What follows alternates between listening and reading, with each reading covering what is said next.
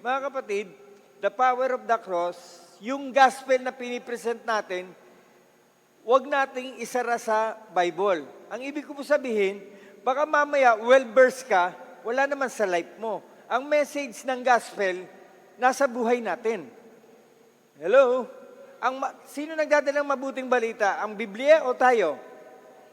Okay, through the Bible, tayo yung nagdadala ng mensahe sa kanila kasi na-experience natin yung gospel, na-experience natin yung power ng message ng cross ni Lord Jesus at dito naranasan natin ang kaligtasan. So yung gospel, nasa sa atin, sumasa atin at yun yung pinipresent natin sa tao. So we do not preach the gospel lang, kundi yung gospel na evidence sa buhay natin. Kaya natin siya na ipapangaral kasi na-experience natin, totoo sa buhay natin.